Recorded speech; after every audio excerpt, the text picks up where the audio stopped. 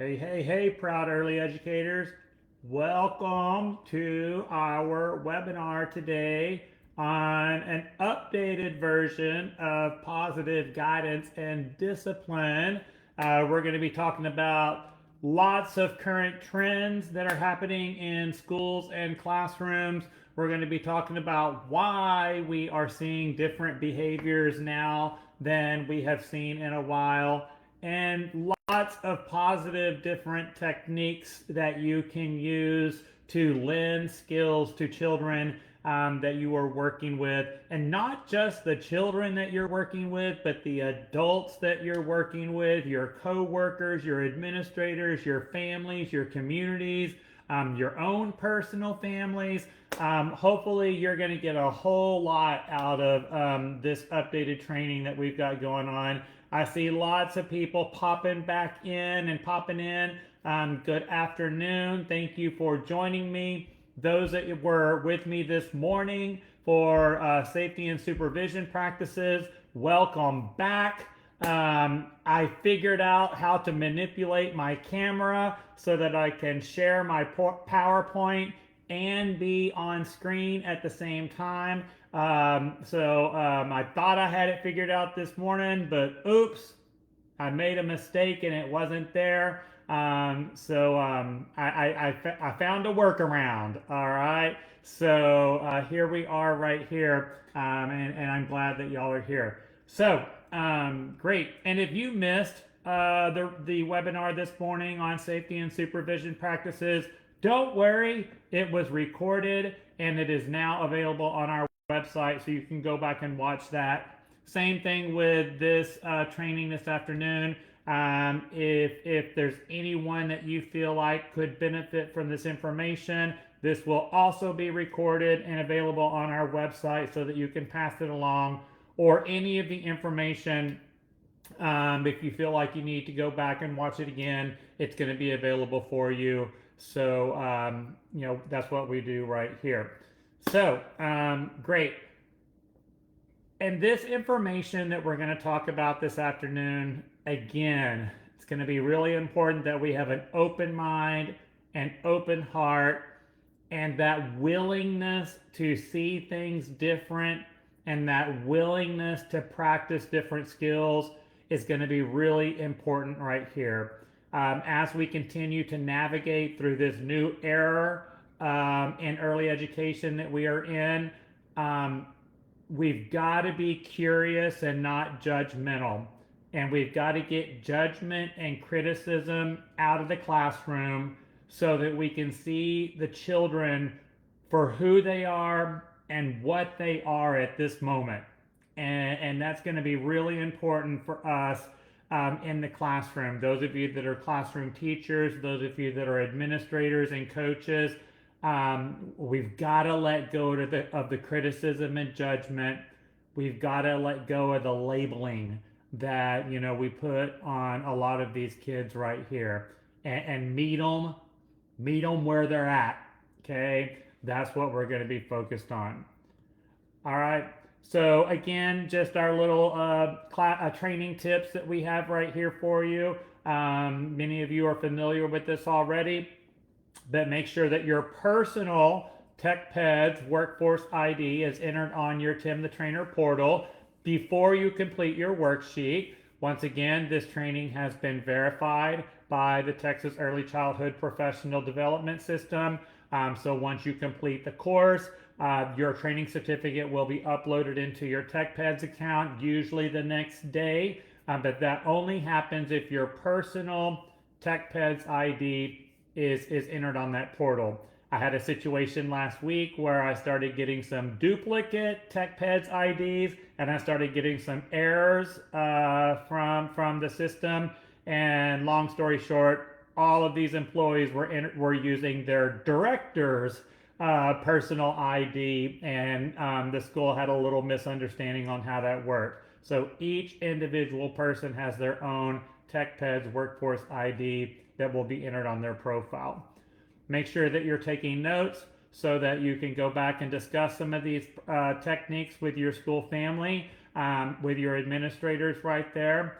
Once again, if you have any additional questions related to the material we're talking about today, those of you that are participating live, you can definitely ask those questions now. If you're watching the recording, up in the top right-hand corner of our website, timthetrainer.com, you can send us a message, you can give us a call, you can shoot me an email.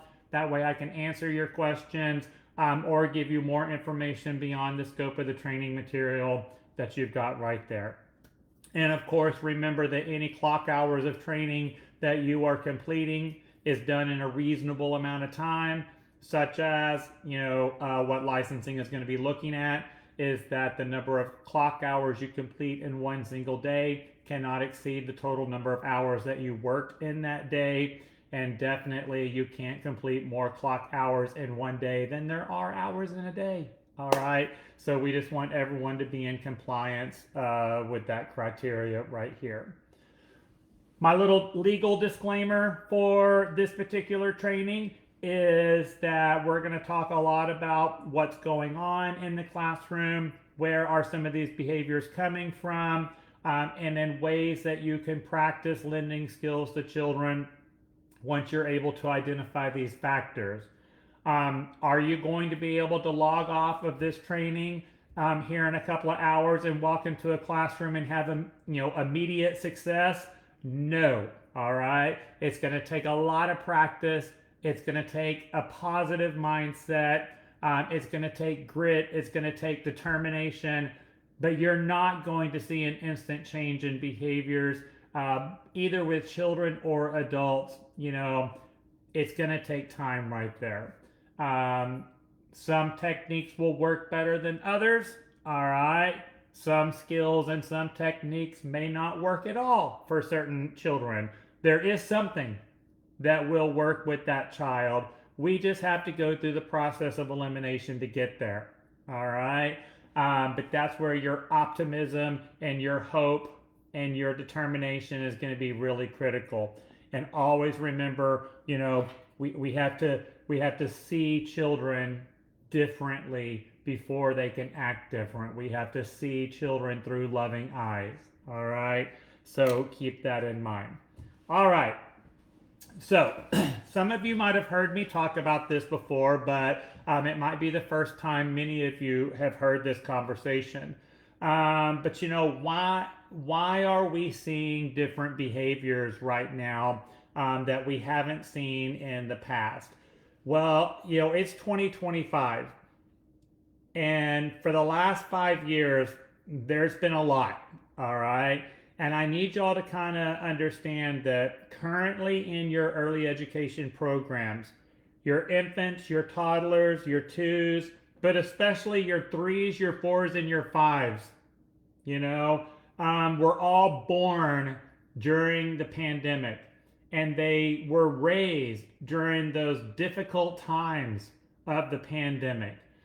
So there were a lot of lifestyle changes that were made during that time frame, both at school and at home, that had a big impact on the healthy development of the child's social and emotional blueprint.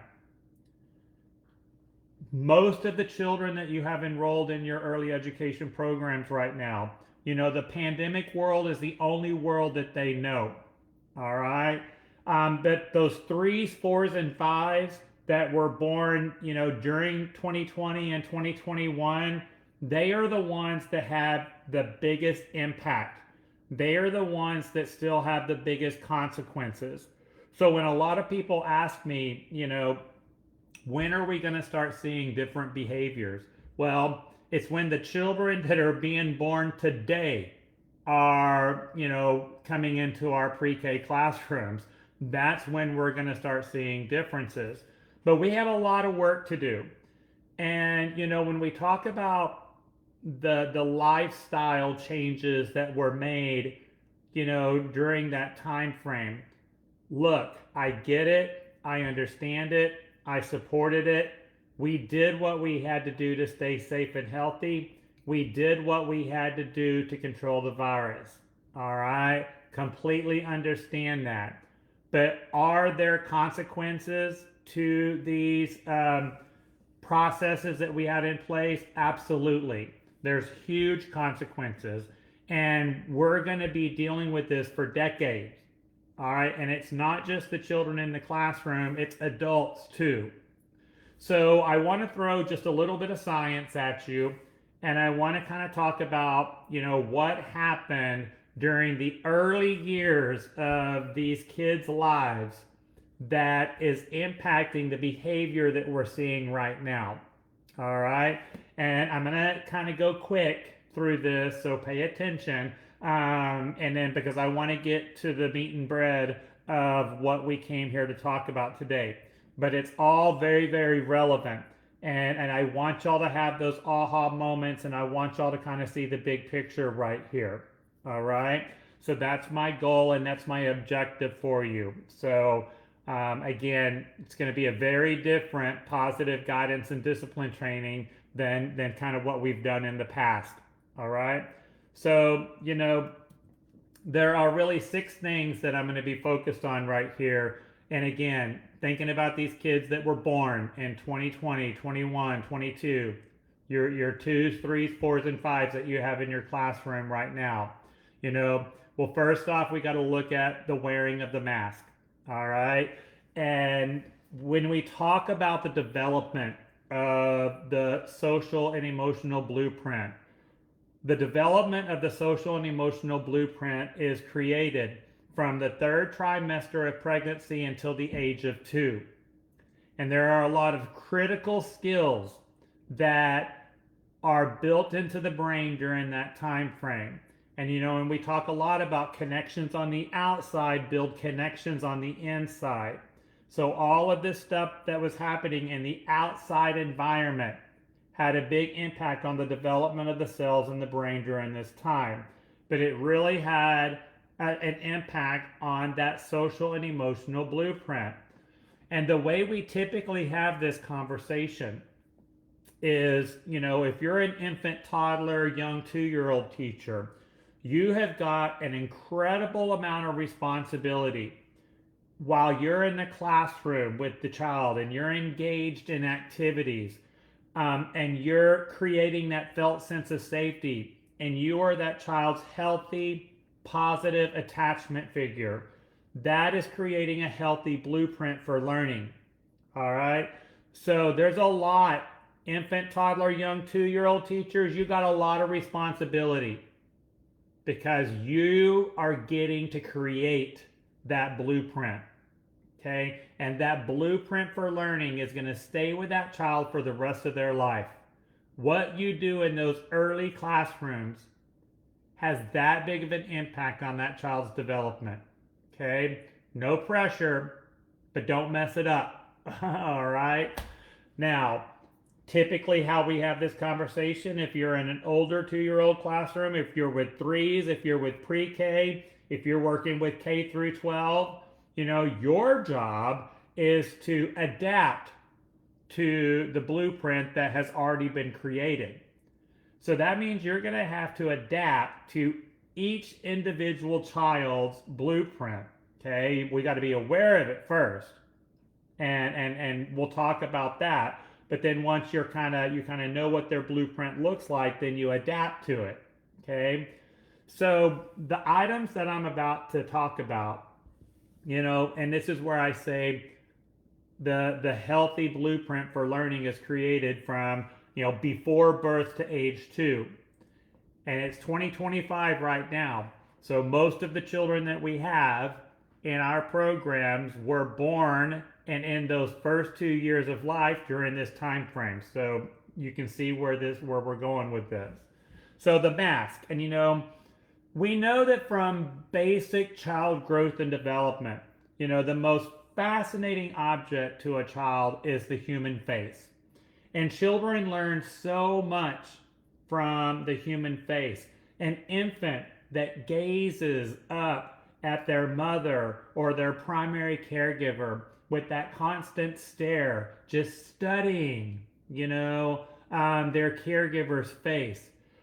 We learn nonverbal communication. We learn the transfer of emotion and feeling, all from the human face. And this is why we tell you in an infant toddler classroom, lots and lots of real life pictures of human faces. The younger the child, the larger the picture.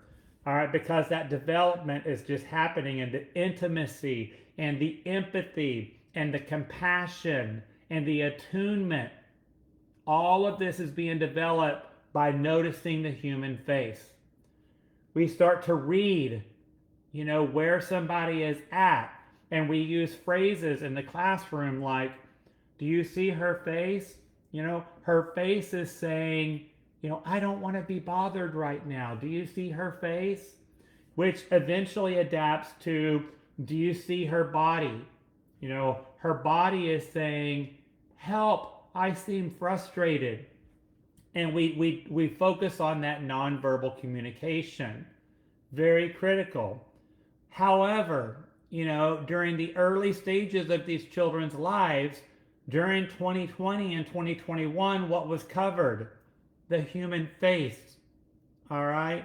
And it wasn't until late 2021 and early into 2022 that even at home, children started seeing their own parent's face on a consistent basis. Right? But we were in the classroom trying to teach these children, trying to care for these children with a mask on. And it had a big impact on their development, that inability to see and read the human face. All right? And again, I get it. I understand it. We did what we had to do, okay, to control the virus and to be safe and to feel safe. And y'all, even right now, I still have a mask in my backpack. And depending on where I'm at, depending on my environment, I'm on an airplane at least once a week, it feels like. I'm traveling around the country doing different conferences and workshops and training and coaching. If I'm on an airplane and I'm looking around at the other passengers and I'm not feeling real safe, I will flip that mask on, still to this day. All right? And y'all, that's okay, because we've got to do what we've got to do, okay, to feel safe and to be healthy. We just have to understand the consequences that are coming from this, or definitely came from this back during that time period. All right? So then, we go and we see the distancing right here. And the time that we were trying to educate children and care for children from a distance. And again, still to this day, I just got back from traveling. As you're traveling, you still see signs, stay 6 feet away from each other, whether it's in the airport or a retail establishment or a hotel. But again, during those critical moments in 2020 and 21, when our pre-K children were infants and toddlers, distancing was an everyday part of our life. And what we have to focus on here is that, heart math has told us, heart science, we have electromagnetic waves that come off of our heart. And anytime you have a true, passionate feeling in your heart, okay, it comes off. And we have these electromagnetic waves that travel approximately 6 feet. And anyone that is standing or sitting within 6 feet of you can feel this energy. And I'm sure a lot of you, you might have been in a situation where you've been around someone who's really, really passionate about something. And just being around that person, you get all giddy. You're like, just being around that person. Y'all, that's the energy. That's the energy that's coming off of our body right there. But hang on just a second. What were we told to do all those years? And even right now in some cases, stay 6 feet away from each other. And the whole time we were distancing, we weren't able to feel the energy that comes off of each other. All right? And that has a big impact on a child's felt sense of safety. It has a big impact on their sense of belonging. It has a big impact on their sense of community. that meaningful connection that we talk so much about. It's critical for meaningful connections. And you can't have impulse control without meaningful connections. But we have to be able to feel this energy that comes off of our bodies to be able to have that right there. So you can kind of see how this is all tied together. Now let me give you a little sidebar on this one, because I say any true feeling that you have in your heart, travels approximately 6 feet through electromagnetic waves. And we talk about passion, desire, love, compassion, but that ain't it. It could also be fear. It could also be anxiety. It could also be frustration. It could also be hate. And if that is what is embedded in someone's heart, then that's what also travels through the air. And and this is not anything new. We've known this for many, many, many years. And I go back, and it's so funny because every once in a while I'll turn back to some of my notes from trainings that I did 15, 20 years ago. And I'm like, holy cow, how relevant some of the material still is. And how relevant, some of the material is like, boom, right? But, I always talk about how, kids and dogs are a lot alike. And, a dog can tell when someone enters a room and it's not a good person. When a person enters a room and they have negative intent, or they have fear or hate in their heart, your dog picks up on that, and a lot of times children do too. And that's the electromagnetic waves that come off. Even before the pandemic, I used to talk about this kind of sort of sarcastically, but not really, that, whenever I'm interviewing someone for a job, I always take them into the infant room.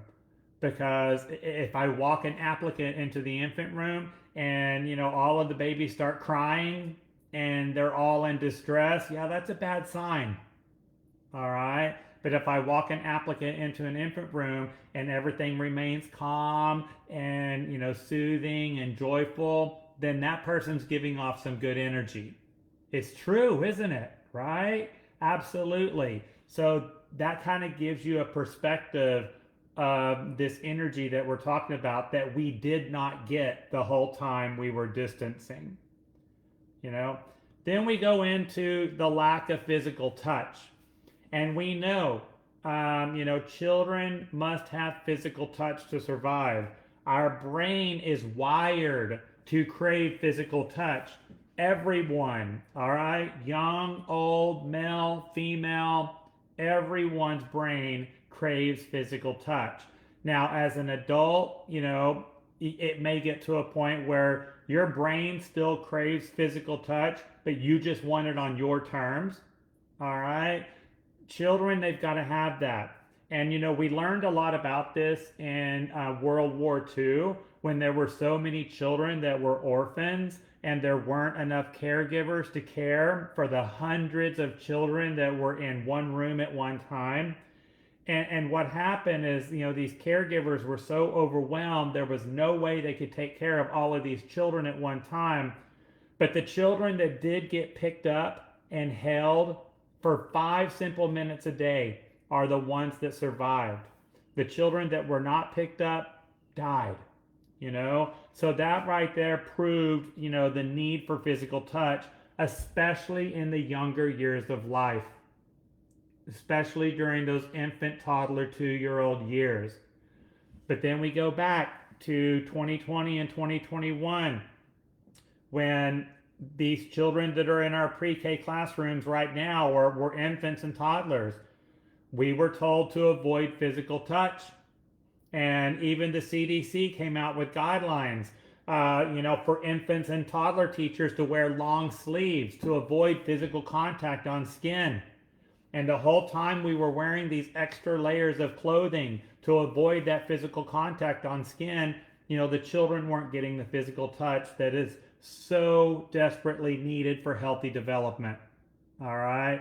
So that had a big impact on them as well. The distracted adults. And this was happening both at home and in the classroom. You know, a lot of mom and dads got sent home to work, or maybe mom and dad lost their jobs and they were at home just trying to figure out how to make ends meet, how to keep a roof over everyone's head. Mom and dad were doing the best they could with what they've got. But you know, how in the world can you how can you work a full-time job on a laptop and take care of a toddler at the same time? Well, you're not going to be able to do it in a healthy manner. All right.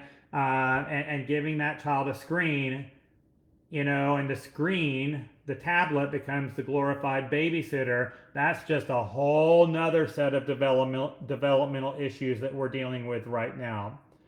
But even in our classrooms, you know, yes, we had teachers in these classrooms, but even they were given additional responsibilities with health practices and sanitizing and disinfecting and enhanced hand washing and all of these additional requirements that got put on our plate, where we weren't spending as much one-on-one, face-to-face time with the children that we should. Instead, we were distracted by all of these other responsibilities, and even at home. So the children were fighting for attention. They were fighting to be noticed, right? They were fighting for adults to be present for them. And it created a lot of what's called anxious or avoidant attachment. And I'm going to talk about that here in just a minute, because I really want y'all to understand that part and where it's going with behaviors too. All right.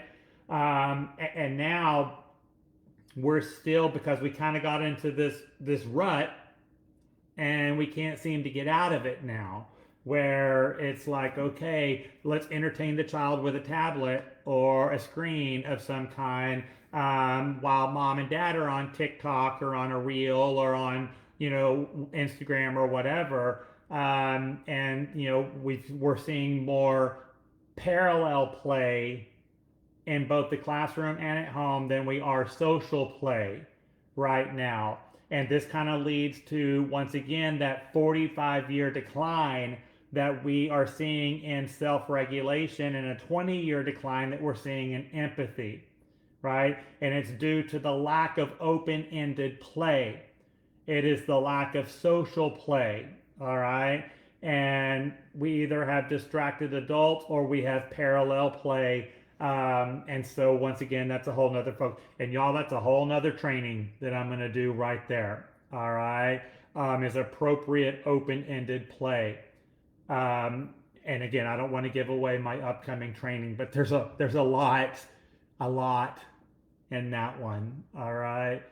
And then of course, you know, the last thing that we did that had such a big impact on these kids back when they were in the critical important stages of development was that time that we were having parents drop off and pick up at the front door. And we were running kids up and down the hallway. You know, the director or the management was at the front door. They were rushing that kid down the hallway to drop them off in the classroom because they had 3 more kids waiting at the front door. And it was just a constant running back and forth. Even in the afternoon, you know, the child is sitting there in you know, dramatic play center playing with their friends, and then whoosh, the kid gets picked up and ran down the hallway. And this right here was damaging to their attachment style. And again, I'm going to talk about this here in just a little bit, but the reuniting and departing, and how a child reunites with their adults, how children depart from their adult. And that transition between adult to adult, you know, it is critical for their development. And that wasn't happening because it was so quick, it was so urgent. And even in the afternoon when, you know, it was time for the child to go home, and whoever the person in the office was that ran down that classroom, swooshed them up, ran out with no, you know, separation from the teacher. And then when they were heading towards that front door, the child had no idea who was going to be picking them up. Was it mom? Was it dad? Was it Uncle Bob? Right? Who has not been exposed and is able to pick up, or whatever the situation may be. And the crazy thing about this, and y'all, most of y'all remember this, you experienced it, you witnessed it, you were part of it, right? And y'all remember it only took about 2 weeks of this before the children just gave up on departing and reuniting skills, right? They adapted that quickly, where they just kind of gave up on this critical part of that separation, because they were like, we give up on adults. We don't know who's going to be on the other side of this return. It's just like whatever. And that had a huge impact on their development. It had a huge impact on their pro-social skills, right? It had a big impact on their trust that they had in the adults. So again, when we talk about that compassion and that willingness to meet an expectation, why? Because I don't even know what adult's going to be here. And we'll talk about this here in a little bit, but it's not just from the classroom to the parent or guardian, but flip the script too, because it also has a lot to do when parents are dropping off and in what teacher is going to be in that classroom to receive that child. All right. And if that child is coming into that center after being at home, and there's a lot of perceived threats of danger at home because mom and dad are doing the best they can with what they've got, but it may not be, positive or healthy, especially at that moment or during that time. But their teacher is the one that makes them feel safe. That's their rock. But then they come running into that classroom and their teacher's not there because they had been exposed, or they're in quarantine, or the world wasn't going their way, so they walked off on the job and they quit. They went on their lunch break and never came back, or they got mad at their director and quit. And and they didn't walk out on the school, they didn't walk out on the director, they walked out on the children. And here we are, we have this child that is in desperate need of being with their person, but when they get dropped off in the classroom, their person wasn't there. And that had a huge impact. So I know that this is a whole nother conversation, but I want y'all to see how it relates to this topic. The turnover of staff and the retention problem that we are still having in our early education programs is a big contributing factor to positive guidance and discipline. All right? Because if the children don't have consistency, if they don't have that person in the classroom that they can rely on, that's going to be there for them when they get dropped off, that's going to be there for them whenever they separate and go to their parent or guardian. Y'all, this is having a big impact too. We've always known that the consistency of care is a critical part in the child's development. We're really seeing the impact of this right now. All right, so kind of keep that in mind. Okay. I don't know if some of you are waving at me or if that's a hand up, like you got a question, or what it is. If you have a question, you can type it into the comments and ask it. So maybe you're just waving. Hi. All right. So does all of that make sense? Hopefully that makes sense, where you can kind of see that some of these lifestyle changes that we had, 4 or 5 years ago, the impact that it's had on the children's development. And even though it's 2025 and we should be way past this, it's realizing that most of the children that are enrolled in our programs right now were born or in those critical 2 years of development during this, when this was happening. So this is where the behaviors are coming from. And if you take, those 6 things that we just talked about and you put them together it becomes the perfect equation for disconnect. All right? This is why we are disconnected. This is why we are seeing a lack of willingness, the lack of willingness to meet an expectation, the lack of pro-social behavior, right? It's all stemming from this right here. And then there's some other things that we can add on top of it that's just pouring gasoline on the fire. All right?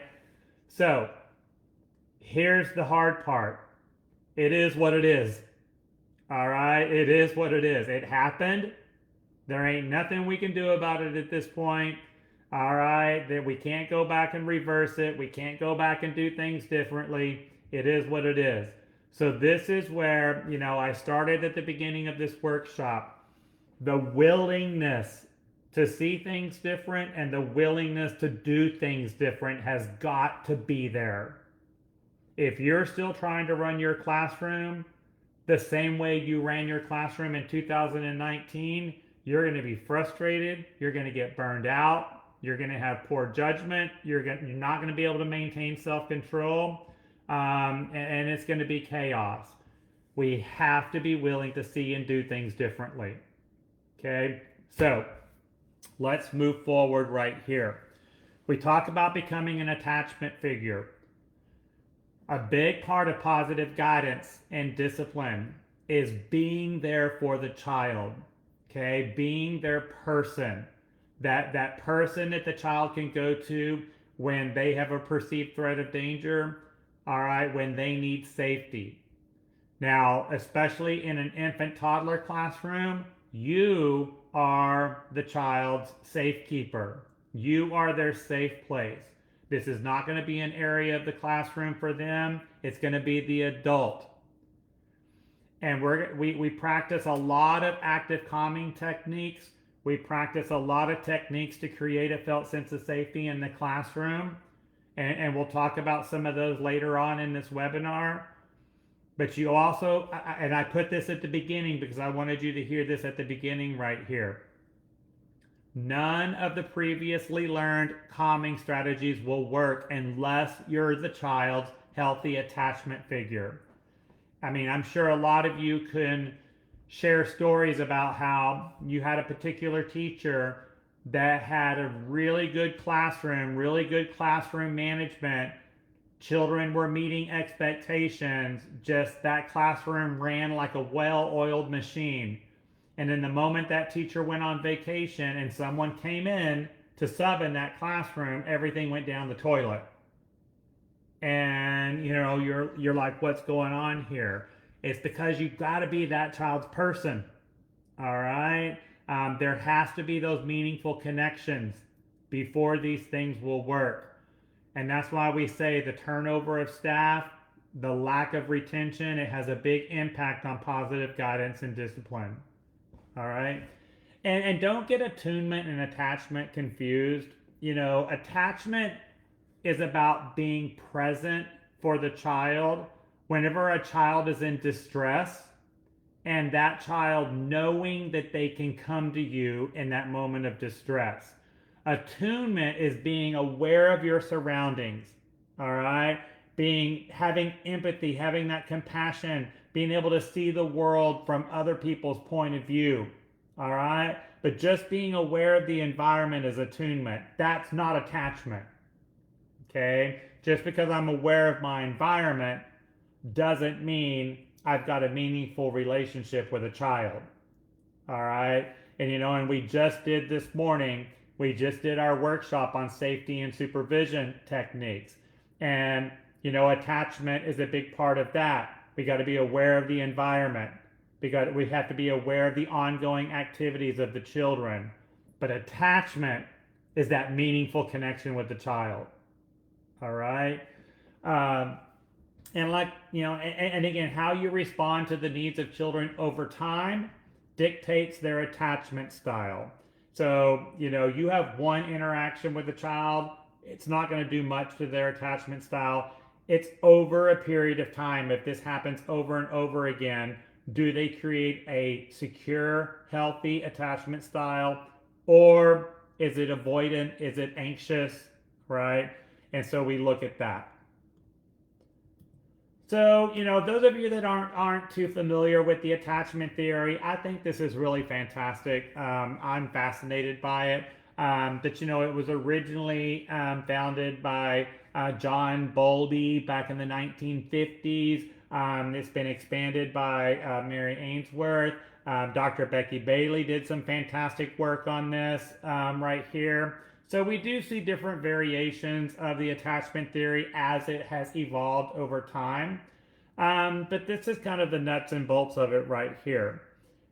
And what we look at is, when the attachment system is online, when the child is in distress, all right, when they are triggered, when they are in distress, they are looking for their person to make sure that they are safe. When the attachment system is online, no learning can take place, okay? They cannot solve problems and they cannot meet the needs of others, all right? When a child's attachment system is online, they are seeking safety, all right, from their version of reality. When the attachment system is offline and the child has a felt sense of safety, that's when they can learn. That's when they can meet the needs of others. That's when they can problem solve. So our goal with positive guidance and discipline is to create an environment where the attachment system stays offline, exploration system stays online, right? And you can have a productive, meaningful classroom. But we have to establish that secure, healthy, positive attachment first. And when we talk about behaviors, and I'm going to talk here in a little bit about factors that cause children to act out, I want you to be thinking about this.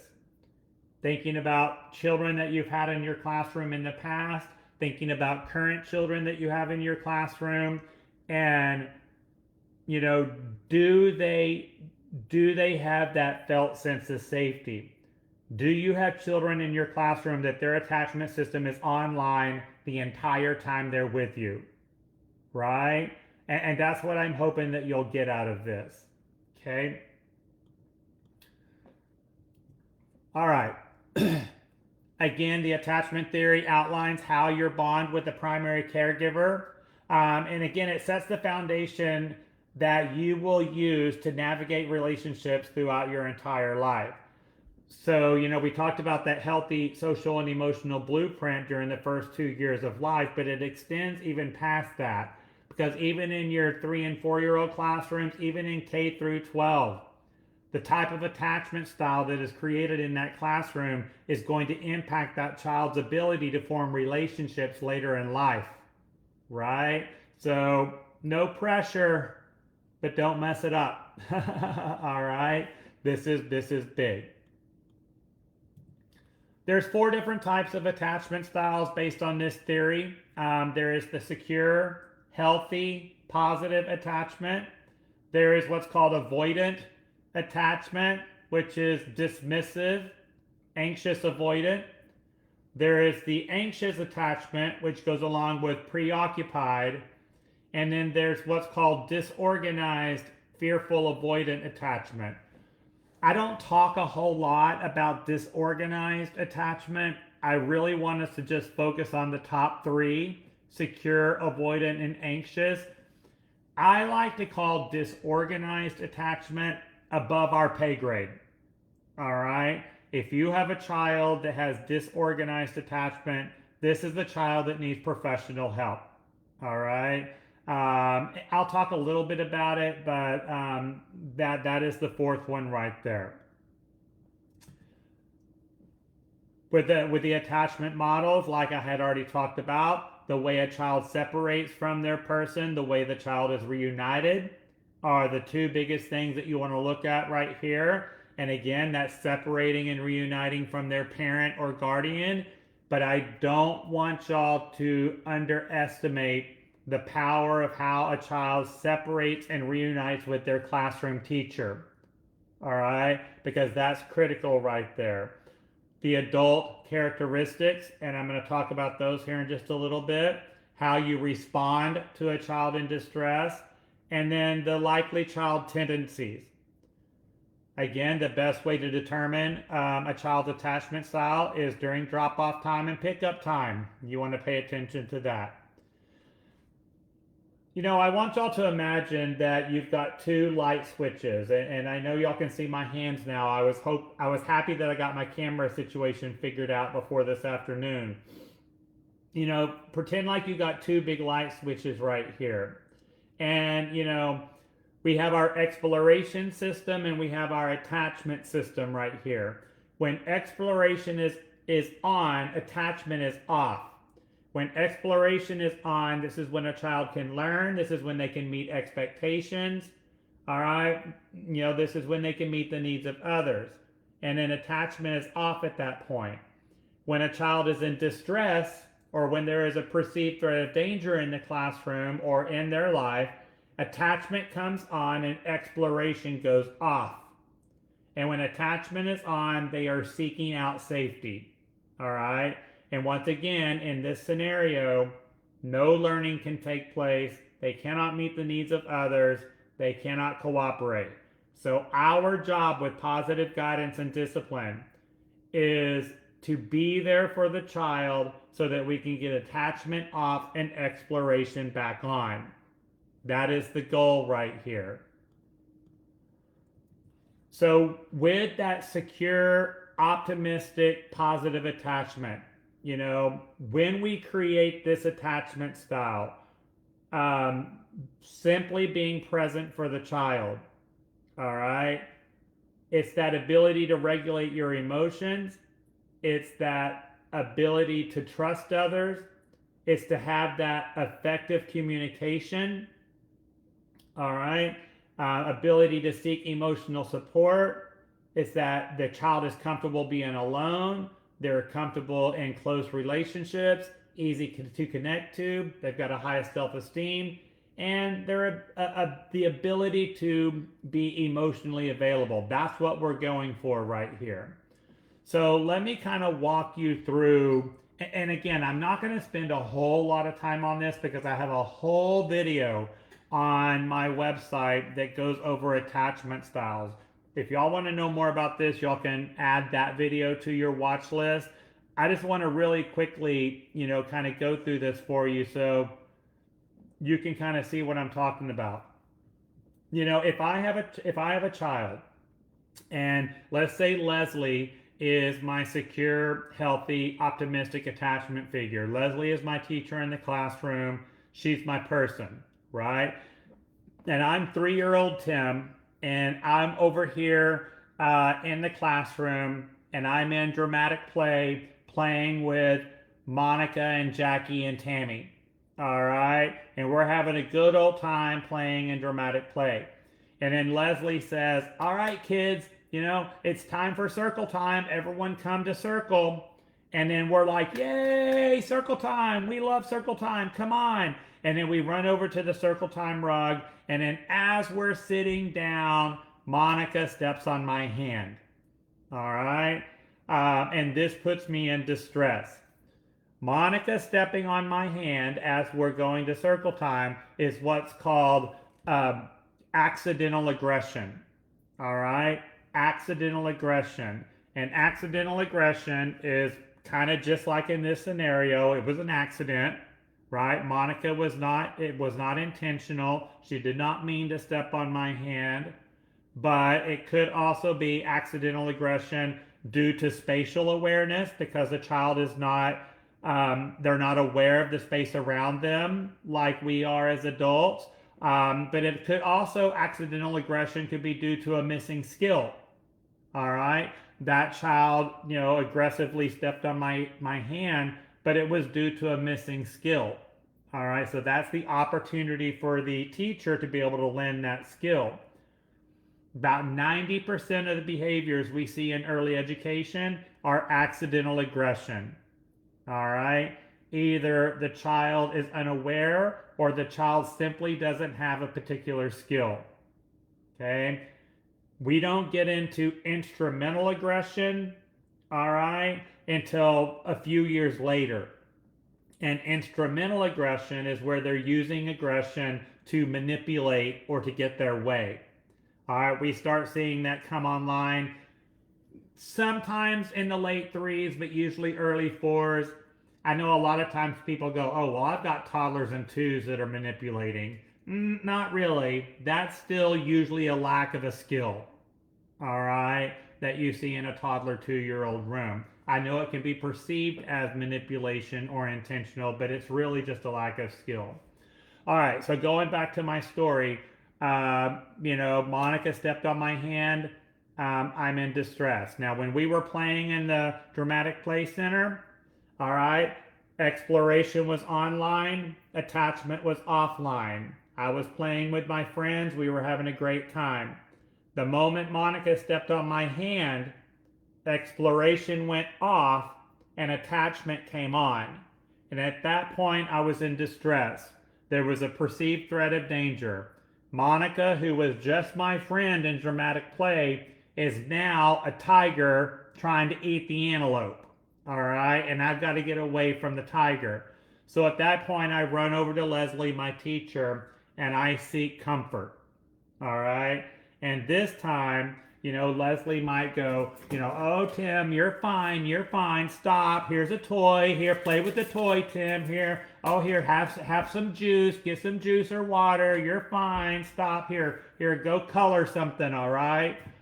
And instead of being there for me, she just tries to distract me, okay? You're fine, she's dismissing my feelings, all right? She's trying to distract me. Or maybe if we're at home, here, have a tablet, here's my phone, watch Blue or something, But again, she's not there for me. So over a period of time, if this keeps happening, this creates what's called anxious attachment. All right? And if I start having an anxious attachment style, I become a child that, is very needy, that is very clingy, that literally is on top of the teacher all the time. I'm also very smothering with the other children. I'm constantly wanting to play. I'm trying to bribe them. I'm probably going to bring candy in from home, and say, hey, if you play with me on the playground, I'll give you some candy. It's that child that has that constant need of attention.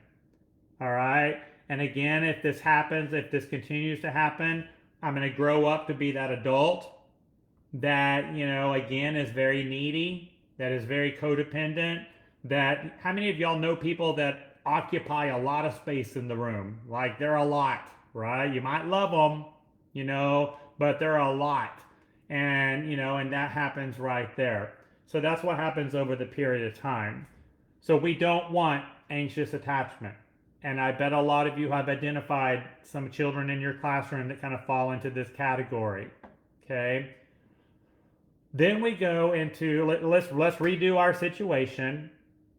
Okay, so, me and Monica and Jackie and Tammy are over in Dramatic Play playing, and, Leslie says it's time for circle time, and we're like, yay, circle time, and then Monica steps on my hand, so exploration goes off, attachment comes on, I go and I seek out my attachment figure, okay, and this time Leslie just ignores me. She walks away from me. She tells the other teacher, hey, you got to deal with this one. I've had enough. But she just completely ignores me and she walks away. If this happens over a period of time, it creates what's called avoidant attachment. And with avoidant attachment, if this continues to happen, I become a child that I just give up on human relationships. And I am going to, this materialistic object, this toy becomes my attachment figure. Whether it's this pen or a fire truck or a teddy bear or a blanket, and this is what I become attached to for safety. And if anyone else tries to play with this toy, I'm gonna beat the tar out of them, right? But that's what happens. And then I start playing by myself. I'm alone on the playground. I don't socialize well with others. If you try to force me into a friendship, I'm probably going to have a meltdown. I just prefer to be by myself. And if this toy is, my safe object, this is what makes me feel safe. The older I get, the toy's no longer going to do it for me. So it's going to turn to, vodka or, marijuana or whatever addiction of choice is what's going to get me that safe feeling, right? And even as adult, I'm probably going to be by myself. I don't socialize very often. Even if I do get into a relationship, I sabotage any relationship I get into. And that's all coming from avoidant attachment. So with secure optimistic attachment, so what you have on the screen right now, how do we get there? Okay, when we're talking about positive guidance and discipline, and discipline is something that we instill in children. Discipline is not something we do to children. Discipline is something that we instill in them, right? So how do we get there? Well, let's go back to our scenario. If I'm 3-year-old Tim and I'm over in dramatic play and me and Monica and Jackie and Tammy are playing, and then Leslie says it's time for circle time, and exploration is on, attachment is off, we run over to the circle time rug, and then Monica accidentally steps on me. So I am in distress. So exploration goes off, attachment comes on. Monica is now a perceived threat of danger. So I go looking for my person. And this time, Leslie is there for me. And she goes, Tim, you're holding your hand and you've got tears coming down your face. Something happened. What happened? And I go, oh, Monica stepped on me. Monica stepped on you. That sounds scary. I'm here to keep you safe. I'm here to keep you safe. Take a deep breath. You can handle this. And she's there for me. And that technique that I just went over is what's called describe, notice, and acknowledge. Describe, notice, and acknowledge. Describe what you see. The child is holding their hand. You've got tears coming down your face. That's describing. The child's going to look up at you. The moment you get eye contact, you take a deep breath and you download calm. Something happened. What happened? Monica stepped on me. Monica stepped on you. That seems scary. Okay, so that's the acknowledge. That's the acknowledge. So describe, notice them, acknowledge them. And whenever I use this process and I am present for them, all right, I'm probably going to give that kid a hug, take a couple of deep breaths, and then at that point, attachment comes off, exploration comes back on. All right, I'm good. And I go run back to the circle time rug. So that's how easy it is. We just have to be present. Okay? Now, to do this, you got to put your oxygen mask on first. In any of these positive guidance and discipline scenarios, it's always an adult first, child second situation. And it's just like when you get on an airplane and you sit down on that airplane, they always do that safety briefing, right? In the event of a loss of cabin pressure, you put your oxygen mask on first before you assist the child or assist the person sitting next to you. So the adult must be regulated before you can co-regulate a child. And y'all, that whole scenario I just went over with you with me getting stepped on in circle time and me going into distress and me screaming at the top of my lungs and running over to my teacher. All right? That's hard for the adult. It's like, oh, here he comes again, right? Because there's 15 other things happening in the classroom at the same time.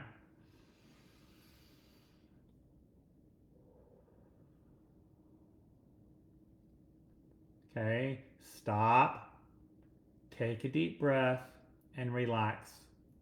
And you tell yourself, I am safe. I can handle this. I can help this child with their problem. But we have to put our mask on first. Okay, look at it that way right there. We have what's called mirror neurons that are in our brain. And, the quote that we use with this one is my state dictates your state. Okay, so the state of the adult dictates the state of the child. So you've got a choice as a teacher when you're working with these children and they are in distress, or when the world is not going their way, or when they get triggered. All right, I can respond to that child or I can react to that child. The choice is yours. All right, do you want to respond? And you're going to respond composed, with compassion, and with a lending heart. Or I can react, which creates more distress, all right, which usually triggers the child even more. It'll get their arousal system jacked up even more, right? And then you just turn into a power struggle, because I've got a jacked up adult working with a jacked up child, and that's a power struggle. All right, so respond to them or react to them. But that's the mirror neurons. My state dictates your state. It's playoff season here, right now. I'm sure a lot of you probably watch football all weekend long for the playoffs. And you notice this in sports. Sports is the best way to learn mirror neurons, because when you got that quarterback and the game is close and we're in the fourth quarter, 2-minute warning is passed, and the quarterback gets ready to throw the ball to the receiver down the field, and this is like the game-winning touchdown, right? And it's a perfect play, and they get that ball and they throw it, and the receiver's running, and then all of a sudden they stumble over their own 2 feet, and they're like, oh, and then they miss the ball. Everyone thought they were going to catch it, but no, they missed the ball. And then you always see the quarterback go, oh, and then look at the crowd. When you see the quarterback go, oh, 120,000 people in that stadium go, oh, right? They have the same response as the quarterback, right? That's mirror neurons right there. And it happens in our classroom. Whether the adult is reacting to a situation or responding to a situation, the children are going to mimic you. When you are dealing with some of these situations, you always want victim first, aggressor second, and use that describe, notice, and acknowledge technique that I mentioned right here. All right? So, if you want to kind of use this script right here, you can call this a script, although it's not really a script. All right? It's not about saying the right words. It's about the intent that's behind them. All right? Your hand is like this. You've got tears coming down your face. Something happened. What happened? And ask them, especially in an aggression situation. So, if I have Pam and Brandy that are in, the block center, and they have a conflict in the block center, and then Pam hits Brandy, right? And then Brandy starts crying, and, I'm going to walk over calmly and composed. I'm going to walk over, because when Pam and Brandy have a conflict in the classroom, y'all, everyone else in that classroom is watching you. And every other child in that classroom is asking, are we safe? All right? And whether you react or respond to that conflict is going to tell the class you're safe or not. Right? So, if I walk over to Pam and Brandy, and Brandy's crying, and I say, oh, Brandy, you've got tears coming down your face and you're holding your arm like this. Something happened. What happened? And Brandy goes, oh, Pam hit me. Pam hit you. Did you like it? Now, y'all, I know she didn't like it. I mean, she's crying and she's holding her arm. But when I ask the question, did you like it? Who needs to hear the answer? The aggressor needs to hear the answer. So when I say, did you like it? And Brandy goes, no. How did it make you feel? It made me sad. All right, let's go ahead and get Brandy taken care of, get her comforted. And then, we come back and we say, Brandy, match your voice with mine. Tell Pam, I don't like it when you hit me. All right, next time, tap me on the shoulder just like this if you need my attention, or whatever the scenario may be. And y'all, don't worry about getting it right or wrong.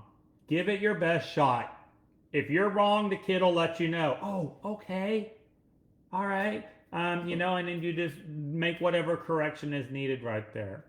Now, when I talk about victim first, aggressor second, you got to then turn around and flip the script. All right. Because, Pam hit Brandy and made her start crying. But then after I take care of this and I do victim first, aggressor second, then we're going to come back to the situation and say, okay, Pam, your face went like this, and then your hand went like this. Something happened. What happened? And Pam's going to say, Brandy took my toy. Brandy took your toy. Did you like it? No. How did it make you feel? It made me angry. Yes, it made you angry when Brandy took your toy. You didn't know what words to use, so you hit her. All right? Next time, let's do this. Tell Brandy, I don't like it when you take my toy. Next time, tap me on the shoulder and ask me, may I play with the toy? And then say, Brandy, practice with me now. All right, practice with me now. And don't forget that part of it, y'all. Practice with me now. Positive guidance and discipline is about lending skills. But it's not just about lending skills, it's about practicing skills. All right, practice with me now. Yes, I see a comment, using your big voice, using your assertive voice, and teaching children how to use their assertive voice instead of their aggressive voice or their passive voice. And that's what we're going for right here. If you take anything away from this training today, I hope that you take this away right here. Punishing a child will not get you a new behavior. Punishing a child will not get you a new behavior. The only way you can get a different behavior is to lend a new skill. Y'all, all behavior is a form of communication. All behavior is an opportunity to teach.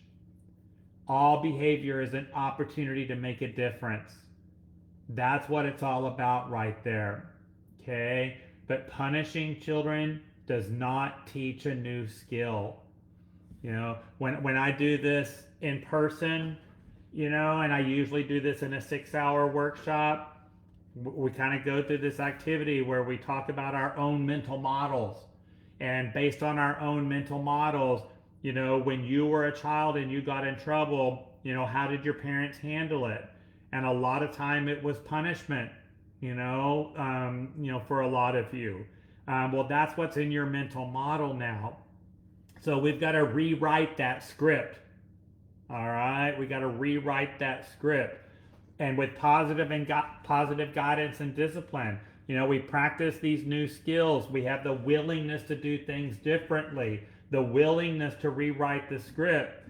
But y'all, the moment we become triggered and the world is not going our way, our brain will default to our mental models, and we will go back to whatever was done when we were young, or whatever unresolved trauma that we've got in there.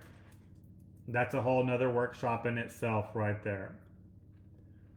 All right, let's shift gears for just a little bit. We're going to kind of go on to, hopefully this is helpful. Hopefully this is making a lot of sense. And again, you know, I wanted y'all to take the attachment theory. I wanted y'all to kind of see the secure, optimistic attachment. I wanted y'all to see describe, notice, and acknowledge.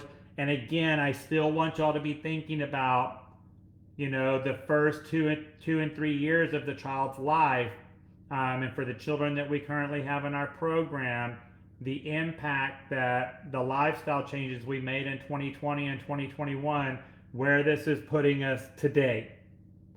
And you can create a different response to these behaviors than what we've done in the past. All right, so that's kind of my goal and my objective right here. So there are different factors that cause children to act out.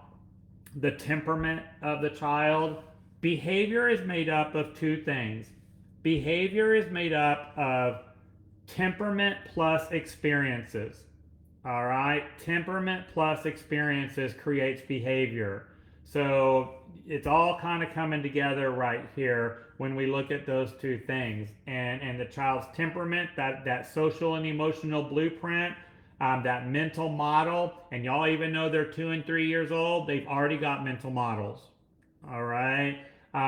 Plus their past experiences, how adults, whether it be the teacher in the classroom or the parent or guardian at home, how they have been there, the anxious attachment, avoidant attachments, the secure attachment, that's their experiences. So you take those two things and you put them together, and that's what creates behavior. Okay, so here's our opportunity to reach them. We have to reach them before we can teach them. So we look at these factors right here: emotional factors, family factors, classroom factors, physical factors, learning difficulties, and environment. And as we go through this, think about going to the doctor. And when you're sick or when you're not feeling well, you go to the doctor. And the moment you walk into that doctor's office, that doctor is not automatically going to know, what your diagnosis is. They're going to go through a process of elimination, right? Well, maybe it's this. No, that's not it. Maybe it's this. No, that's not it. Well, let's do this test. All right, let's do this. And they're going to go through a whole series of processes before they actually get to the diagnosis. Even once a doctor is able to diagnose you, then they got to find the treatment plan that's best for you. And not every treatment plan is going to work on every single patient,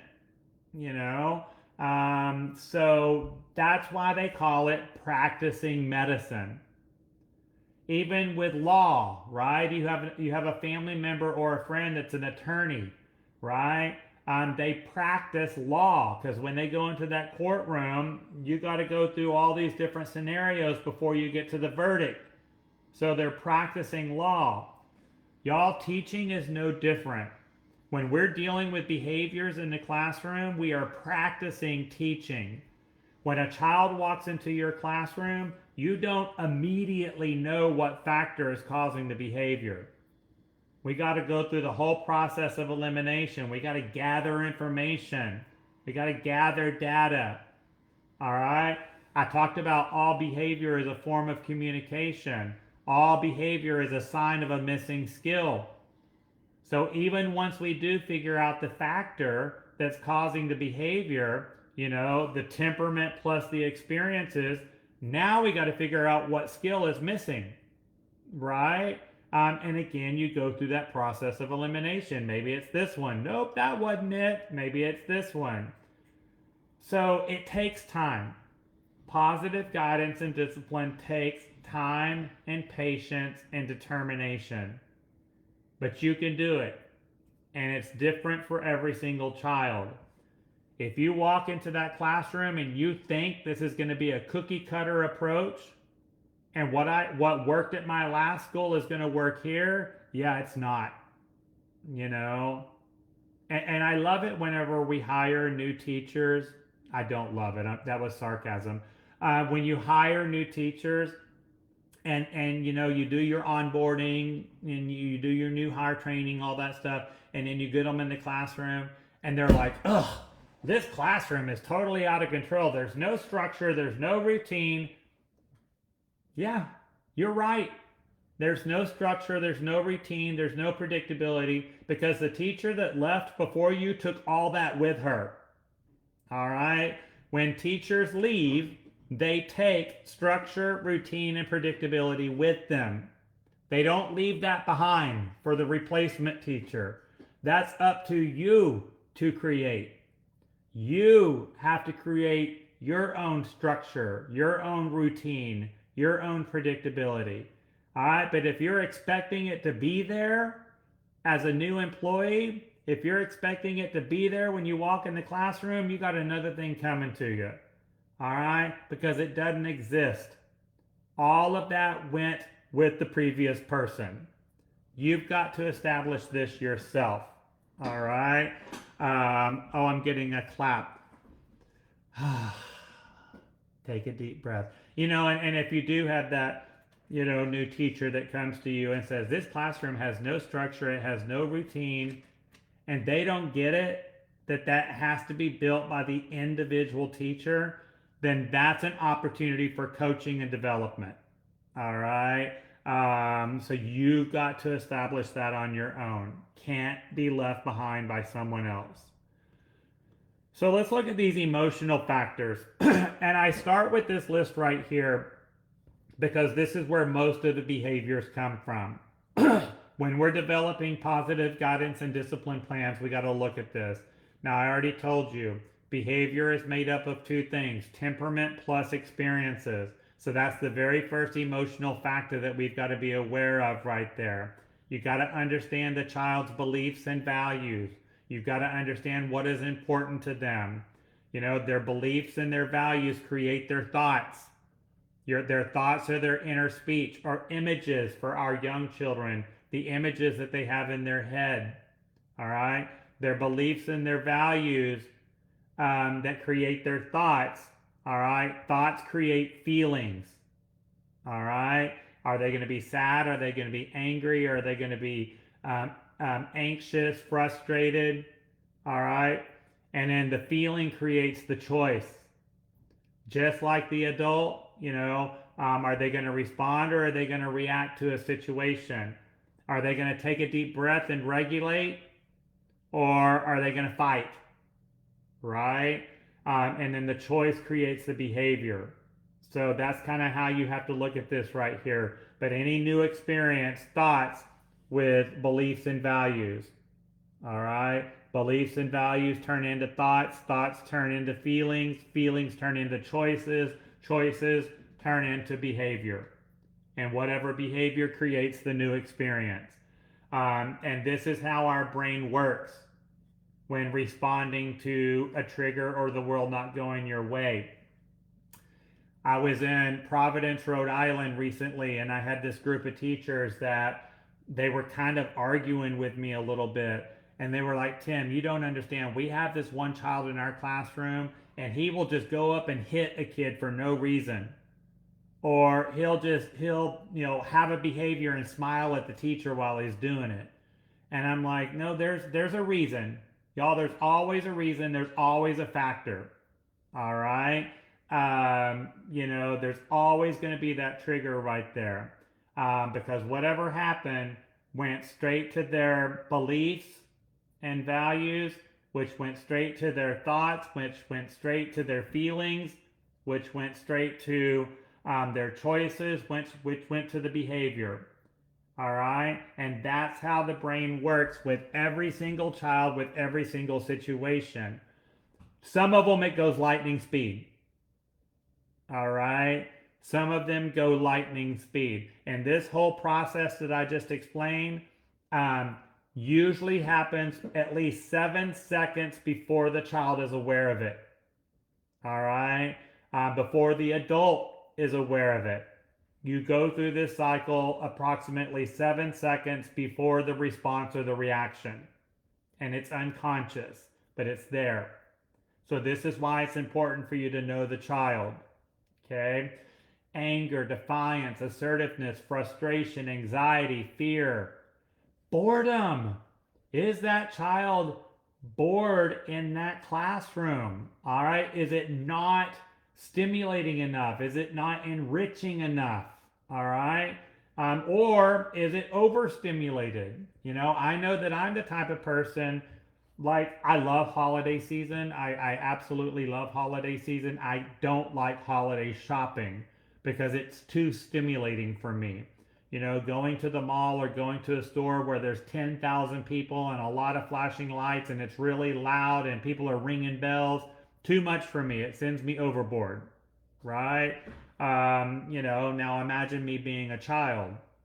I would be in total meltdown in a fetal position, but I've been in classrooms that are just like that, exactly what I described. That's overstimulation. Okay. And those of you that know me, I love fully enriched classrooms. All right. I love evidence of learning. I like a colorful, meaningful classroom, but we have to be careful because sometimes we can overstimulate.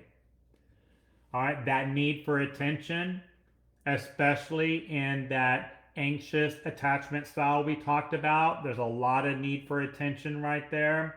Jealousy. All right. And y'all, when we think about jealousy, we tend to only want to think about siblings, and maybe there's a new baby in the family, or a new family member that's come in. It can also be jealousy amongst the classroom, where you've got kids in your classroom that have things that other children aren't privileged to, or friends, or or skills. You don't think children are aware when some children have skills and they don't? Y'all, they are fully aware of that. Okay? Fully aware of it. And that could create a jealousy issue in itself. I saw this quote recently and I thought it was really good. I'm gonna put this on my Facebook page, or my Instagram or social media. It's coming out in the next week. But children don't enjoy difficult behaviors. It isn't on purpose and it's not to manipulate you. Developmentally, they lack the skills to manage emotions without support. All right? And jealousy comes into play when they see children that have some skills that they don't. All right? And so, we'll see that. And of course, a low self-esteem. We see this quite often with guidance and discipline, that if a child doesn't believe in themselves, right, that can create the behavior. So this is a really good list. Again, what is the child trying to communicate? What is the missing skill? All right, what is that factor? You can take a look at this right here, and almost every behavior you have in the classroom, you can pinpoint one of these in most situations. That's why I have this list first.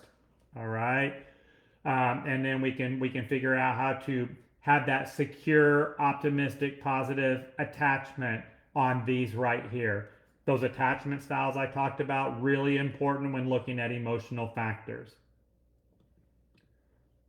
Then we've got family factors.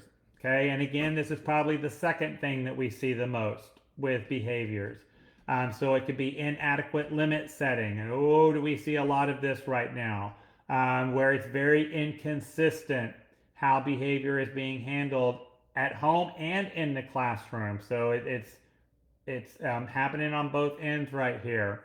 It could be over-controlling discipline, where we know that when children need to express themselves, and most of the time expression comes out with behavior, right? They're going to do it in the safest place possible. So a lot of times it is our classrooms, okay? So keep that in mind right there. Siblings, parents demanding work schedules, that's that avoidant attachment style we talked about, all right? Where the person just isn't present enough for that particular child. So you got a family that has demanding work schedule, that creates avoidant attachment. Excessive work-related travel where mom and dad or guardian is gone a lot, kind of the same thing with the avoidant attachment.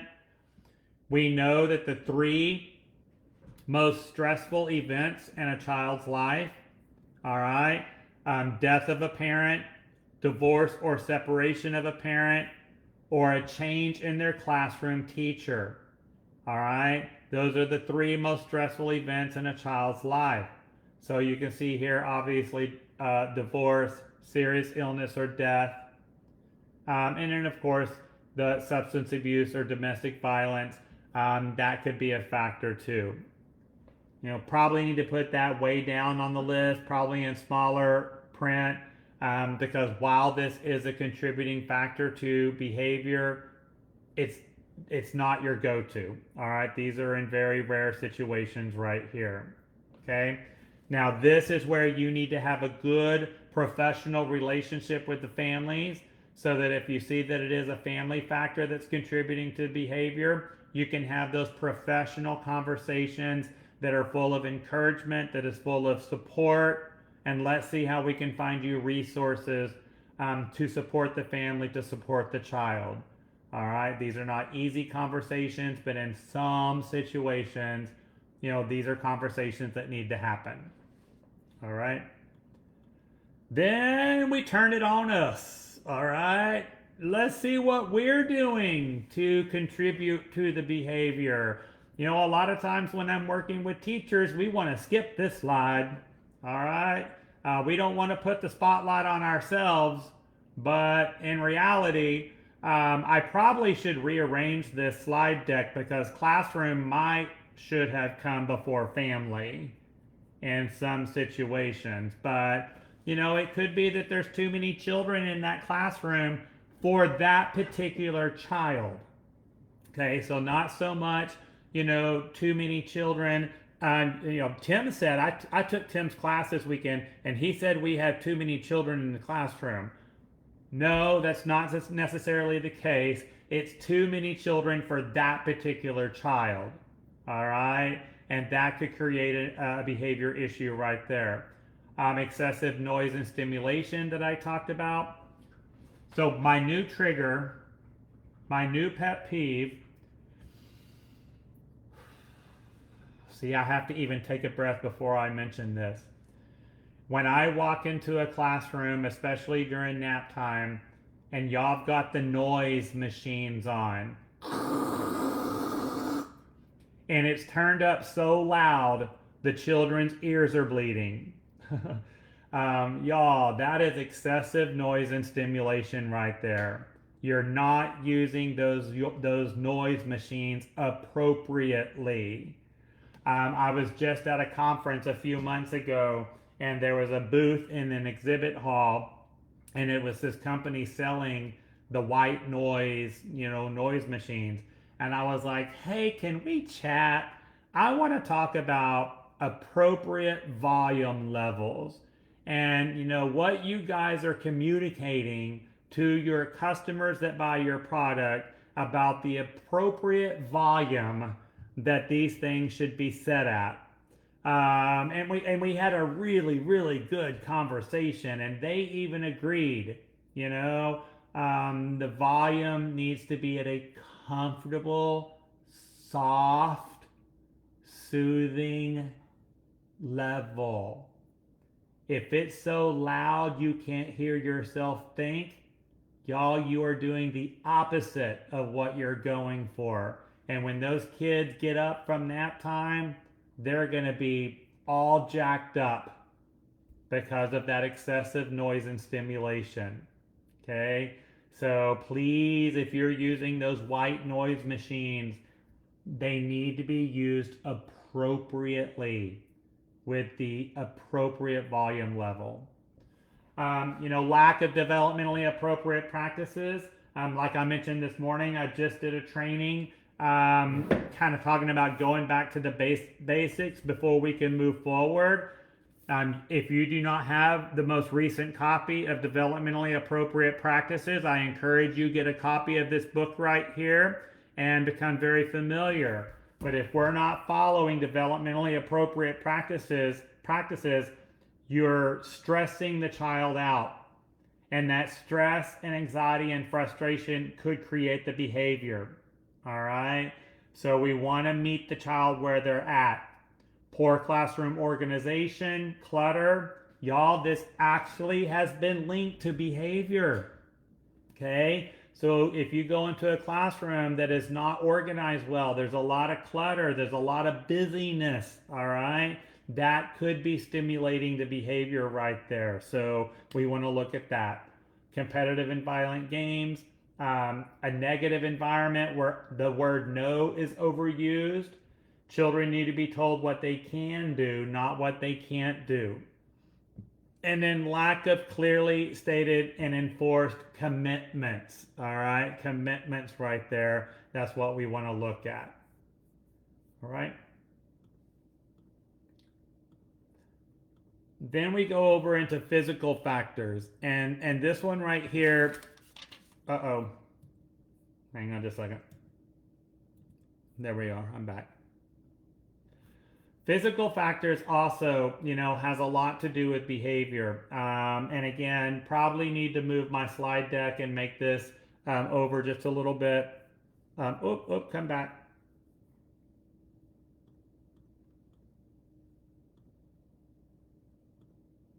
There we go.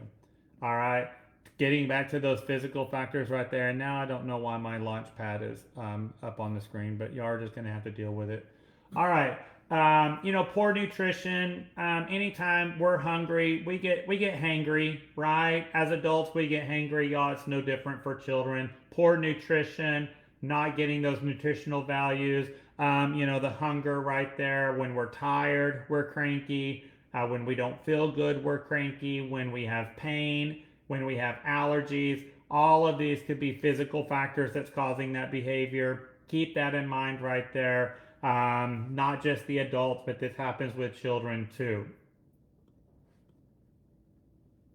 Our learning difficulties, and I'm going to do the same thing on President's Day that we did today. That's my game plan, to do a couple of different live trainings.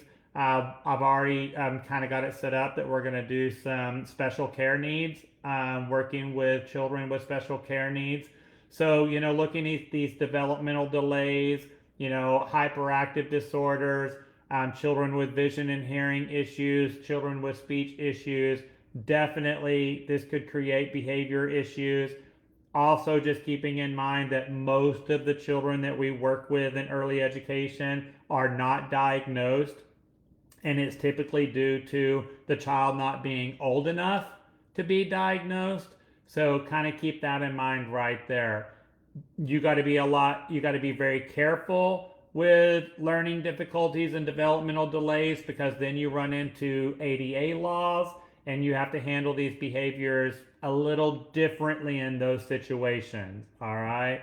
But you do need to keep an eye out for that. And again, I've got President's Day. We're going to be doing a training based on all of this. The environment, peer influence, seasonal factors, poor housing, poverty, violence in the community. Absolutely, these could also contribute to behavior. All right. So let's talk about some techniques that we can practice in the classroom to help you with positive guidance and discipline. So this is what it's all led up to right here, are these little tips that I have for you. First off, y'all, structure, structure, structure. Routine, routine, routine. Predictability. Okay? Structures and schedules need to be followed. All children require structure and routine. When I do trainings on this, especially in person, and we talk about when a child is triggered and they're in their survival state, and how do you get a child out of their survival state back up to the higher centers of their brain so that they can get back to learning, they can get back to meeting expectation? Structures. All right? They need that right there. Post that schedule. Use visuals, visual schedules. Remember, children do not have inner speech, so they don't have that voice inside of our head that is kind of coaching us and mentoring us. What they have are images.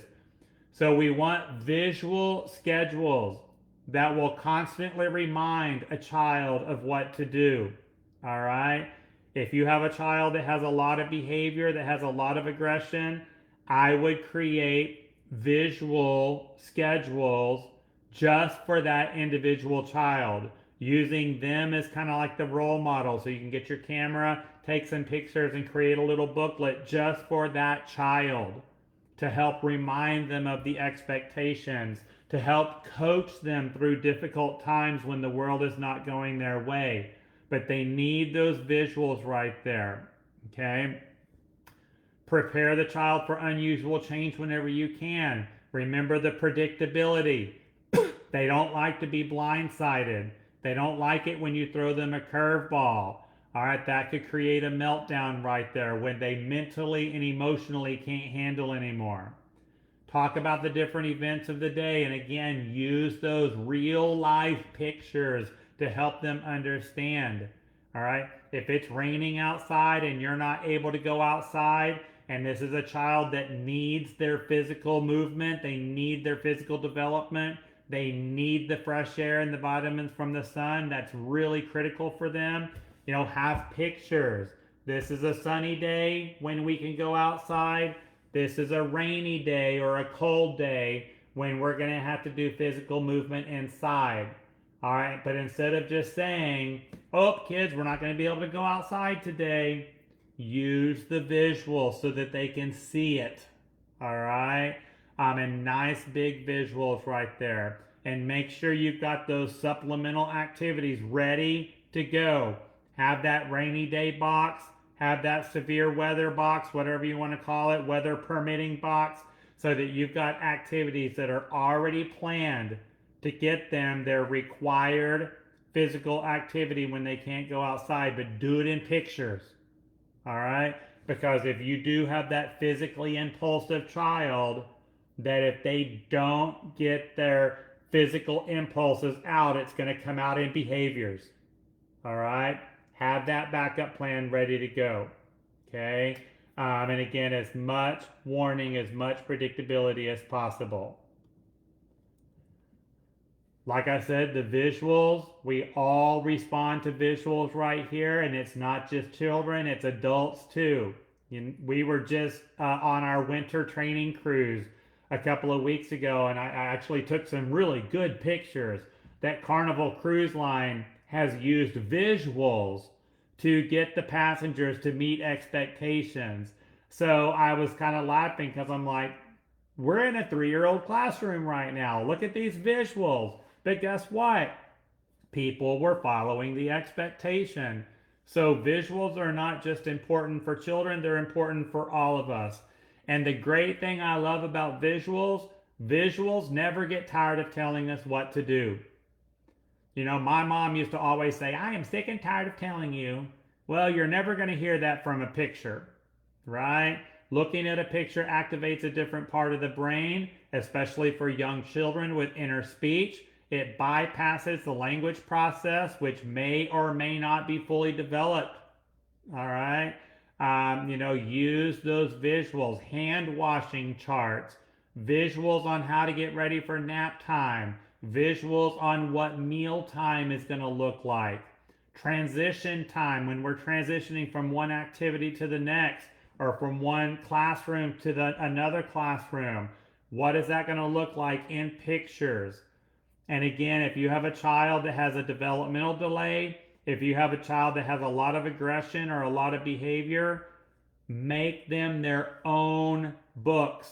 All right, this is how we wash our hands. This is how we get ready for nap.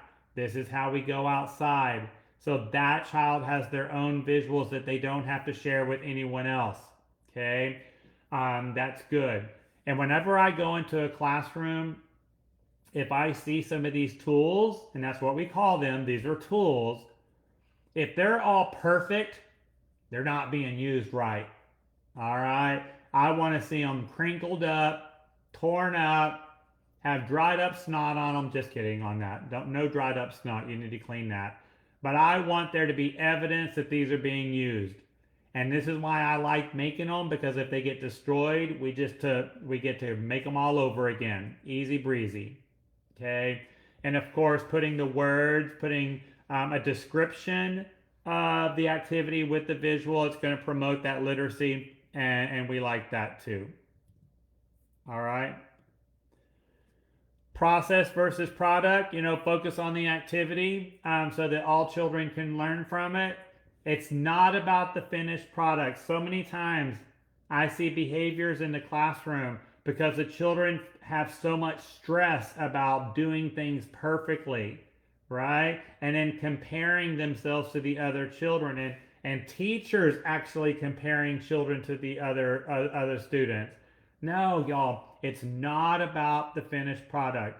Focus on the process. It's about what the child is learning, while they're doing an activity. And when we focus on process, you're putting a big focus on engagement. And engagement makes the teacher present. And that's what the kids really want. They want us to be present. All right? Sensory activities is going to be really good for positive guidance and discipline. Okay? Remember, taste, touch, smell. All right? All of your 5 senses right there.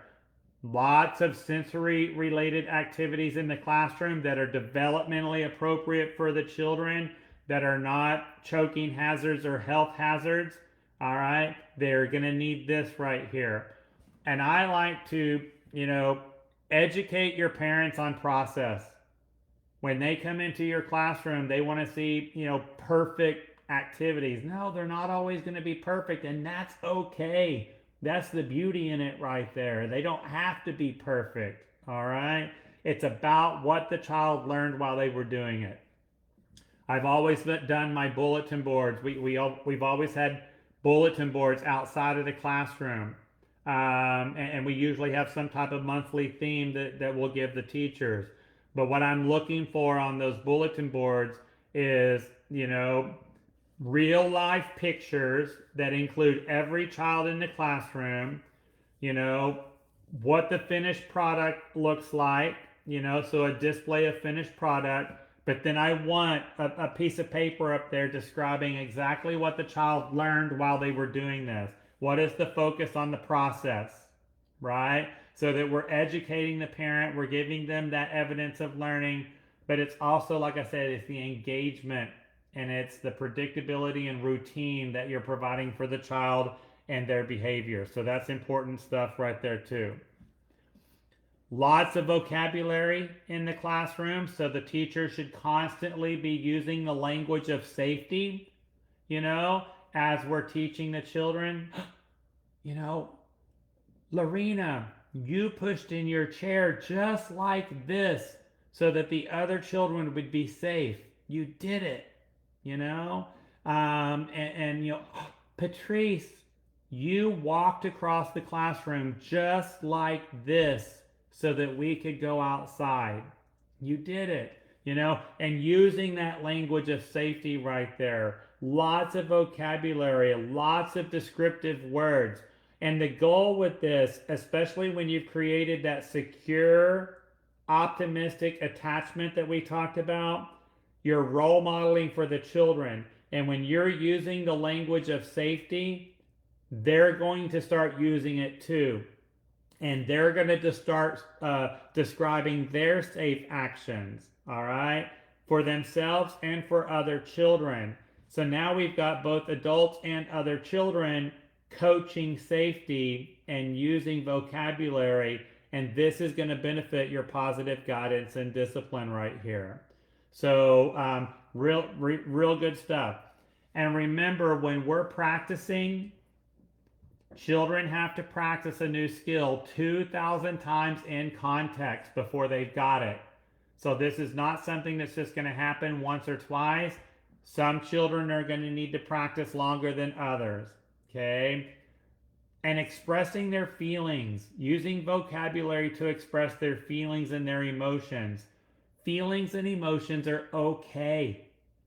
It's okay for children to have feelings and emotions, and we need to talk about this. Now remember, we don't want to shame the child. We don't want the child to feel indifferent, all right? But we want them to be able to express themselves. Literacy activities as your children get older. Research, we got research that shows that children with behavioral issues have a greater risk of reading difficulties. So prevention is essential right here. And y'all, you can go to you can go to Barnes and Noble, you can go to a bookstore, you can go on Amazon, and you can pretty much find a children's book for every behavior that you're having in your classroom. All right. Even the stuff that we started off today's training with the mask and the distancing and the distracted adults, the separation and reuniting of adults. Y'all, we've got children's books coming out left and right pertaining to these things. All right. So we can be consistent, we can be persistent, with using words.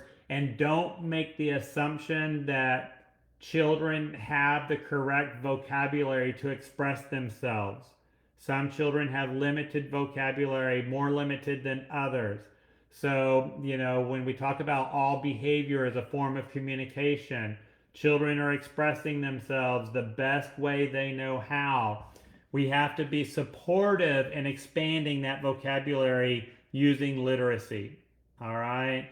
And of course, circle time. These are great times to do this. And even on the playground, I love taking books and doing books on the playground. Repetition, repetition, repetition. All children benefit from repetition. Children with behavioral issues must have repetition. All right. Children will benefit from this exposure. So when we talk about repetition, it's not just your repetition, but repetition between the different teachers in the classroom and repetition at home. Make sure that you have a cooperative relationship with the family. Make sure you're sharing with the family the skills that you're lending in the classroom, and encourage the family to practice these skills at home. But we've got to have that repetition between home and school. A lot of times when we're seeing some aggressive behavior, it can be, the lack of repetition between school and home. And even if you have a child that has a custody situation, the lack of repetition between this house and that house. What is mom doing at her house? What is dad doing at his house? And then we got what's happening at grandma's house over here on the third, right? We need that repetition. I just did a training this weekend where we talked about, going into blame and attack. And if you're having a difficult conversation with a parent and they want to go into blame and attack about, well, the child's only acting this way because he was at, dad's house this weekend. That's blame and attack mode. That's not productive. All right. We got to get everybody on the same page for the benefit of the child. And being the adult parent, you've got to look past that blame and attack to benefit the child. Okay. But other repetition techniques, reading the same book several times in a week, singing the same songs, right? And I know that saying reading the same book over and over again, singing the same songs over and over again, you're like, what does this have to do with behavior? It's the dopamine in the brain. It's that feeling of success when they do something well. It's that repetition, that predictability. Our brain is a pattern-seeking organ. Okay, we love patterns and sequences. And when there is a missing step, when there is a missing piece to the repetition, the brain will fill the gap with what it knows. All right? And when we say the brain will fill in the missing piece with what it knows, it's normally behavior. All right? So we've got to fill in that gap. And repetition is a great way of doing it. So that's where I talk about singing the same songs, reading the same book. It's creating that repetition that's filling the gaps in the brain. Okay, hopefully that made sense. That was really important, so I want to make sure that makes sense to you right there. When we talk about how children access information, how do they access their environment? I know I talked with the attachment theory about how children reunite, how children separate. All right, that has to do with the access. How are they entering your environment? How are they being greeted? The way we greet children in the morning sets the tone for the entire day. So our greetings need to be full of joy. They need to be full of love. They need to be full of compassion. We need to be excited that that child is with us today. All right? That's accessing the environment right there. Okay? How do they access the equipment? How do they access the manipulatives and the toys? Or are there limitations that are preventing that particular child from accessing that information? All right. And when we talk about output, we're talking about how does the child react or respond to, the world not going their way or something that's going on in the classroom. And we want to pay close attention to that right there. And I know every time I do a training on, positive guidance and discipline, I always get the question about what about the nonverbal child? All right. Don't get caught up on that communication, on whether they're verbal or not. They will communicate with you the way they know how to communicate. And if it's not verbally, it will be non-verbally. It will be through facial expression. It will be through body language. It will be through fight or retreat or surrender, right? But all of these are ways that they're communicating with you that are non-verbal, okay? If you do have a child with a speech delay, make sure that you're communicating with that therapist so that once again we're all on the same page. This is probably one of my favorite slides in this presentation right here, but music. Y'all, music is great for positive guidance and discipline. All right. At an acceptable level. So we don't want it too loud, but we don't want it too soft. But music is a wonderful learning tool because once again, it activates a different part of the brain. It is a right hemisphere function. Self-regulation, the ability to self-regulate, the ability to compose comes from right hemisphere. So the more we can do to activate the right hemisphere of the brain, the more likely you are to get self-regulation. All right? So music is wonderful with this because it's all right brain. Okay? So use it as a tool. Children respond best to their own teachers' voices, to their adults' voices. They want to hear you sing.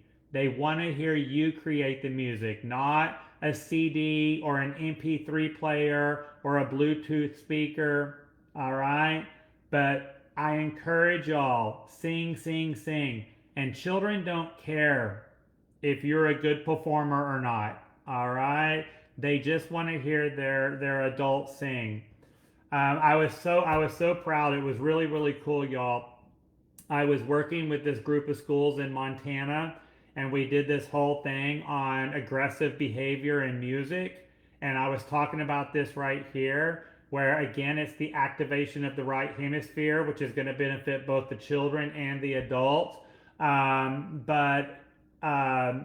Children prefer to hear their teachers' voices over any type of recording. So this organic conversation came up where I challenged this group of teachers to go 30 days without using any type of recordings. So no MP3 players, no Bluetooth speakers, no CDs, but to go 30 days where the music in the classroom, where the teachers singing or the teachers creating music themselves. And this group of teachers committed to this challenge and they did it. And to hear them talk about the impact of that was really, really cool. Okay. So, maybe that might be a commitment that you would be willing to make, is to use more organic music in the classroom rather than recorded music. Okay. So, good. And again, children with special care needs, music is really good because again, it bypasses some of that language and other skills that require heavy neurological programming. So it's kind of like, I want you to imagine like a little bridge in between right hemisphere and left hemisphere. And music is kind of bridging those together. It's a nice little pathway. So that's really cool right there. Child-directed time, choices are empowering. All right, we want to give the children choices. This is empowerment. Now, when I say child-directed time, I don't mean free play.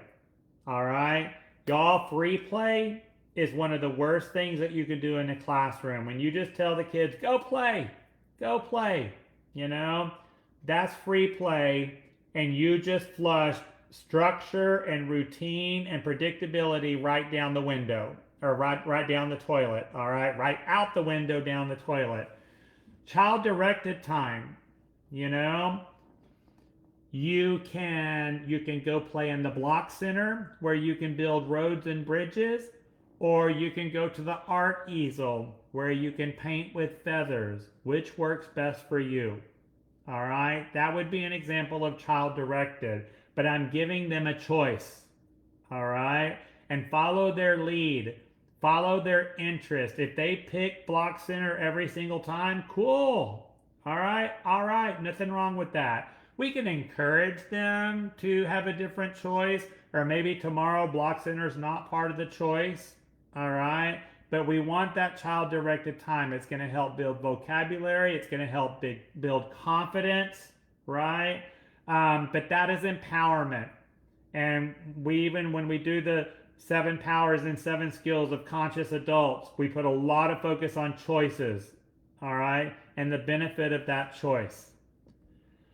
Last thing I have for y'all on positive guidance and discipline is, again, some tips for transitions.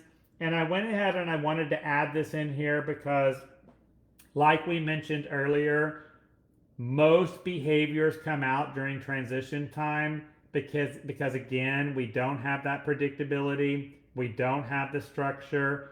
So the more repetition we can put in transitions, the more we can make transitions related to the everyday experiences, the better off we're going to be. Definitely pictures, the visuals that I talked about, visual books. I've seen classrooms that have actually made transition books with 10 or 15 different transitions that they do in the classroom that are all in pictures.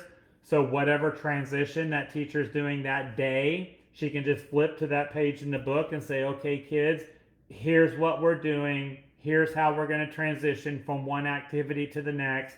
Here's how we're going to transition from the classroom to the playground. So they've got that visual ready to go. All right. But recognizing that this is hard, and we want to plan transitions. Like, I like to encourage teachers to actually put their transitions on their lesson plan. All right, when you're moving from one activity to another, how are you going to get there? Plan it in advance instead of trying to do it off the top of your head. All right, a lot of our children, they have, they're limited in understanding. They have a difficulty expressing emotion. They have a difficulty with social skills. So transitions is just making all of this muddy right here. All right. Use lots of visuals. Follow your schedules. All right. Don't try to do it off the top of your head. And like I mentioned earlier, I've actually got a whole training that's going to be coming out in the next few weeks just on transition tips. So kind of look forward to that. It's coming soon for you. All right. Great. Okay, so that's our training today on positive guidance and discipline. I hope that I was able to open your eyes with some of the information, especially why we're having some of the behaviors that we're having right now, kind of where it's coming from. And my goal, again, was for you to take this information and to be able to see things differently so that we can understand that child and where they're at. We've got to be curious, not judgmental. We've got to get rid of judgment and criticism from the classroom so that we can meet the child where they're at. All right? Hopefully I shared some of those factors to help you identify, what the child is trying to communicating, so that we can supplement that with the appropriate missing skill. All right? And then some of the tips that we have right there for skill replacement for lending those skills. Hopefully you've got that right there. Okay.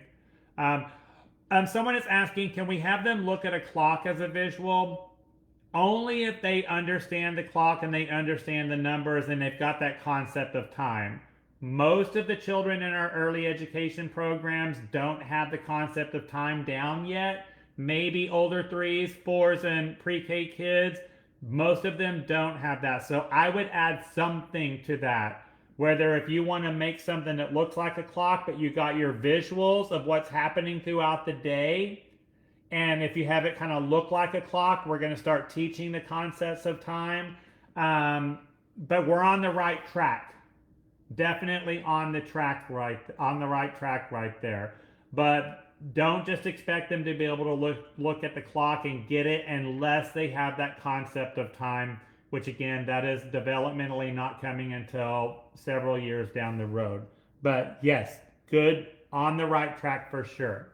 Let me go ahead and give you the link. I will go ahead and put the link for you to do your worksheet to get your training certificate right here. This will also be posted if you go to our website, timthetrainer.com. This is going to be right there on our website too, under Positive Guidance and Discipline. So there it is in the chat screen. Make sure your TechPeds ID is on your portal before you complete your worksheet so that we can get that up there for you. If you're watching the recorded webinar, then of course the worksheet's going to be right there with the training on our website. Thank you all so much for participating. I wanted to make sure I allowed enough time for reflection, enough time for conversation with your school family, and definitely enough time for you to complete your online worksheet for your certificate. So everything kind of worked out exactly as planned right there. Remember, if you need to go back and rewatch any of this, you can do that. But definitely share this webinar with anyone that you feel may benefit from this information. It will be live on our website. So here in just a little bit. So there you go. All right, awesome, everyone. I really enjoyed spending the day with you. For those of you that attended both workshops or just one of them, thank you all for the work that you do. Thank you for being a proud early educator. Hang in there. Know that we are here for you. Give me a call, shoot me an email, send me a message on our website if I can help you in any way. Me or anyone part of the Tim the Trainer team, we've got your back. And I look forward to seeing you very, very soon, either in person or virtually. And so y'all have a wonderful rest of your day, and let's make 2025 count. All right, you got this. Bye, everyone.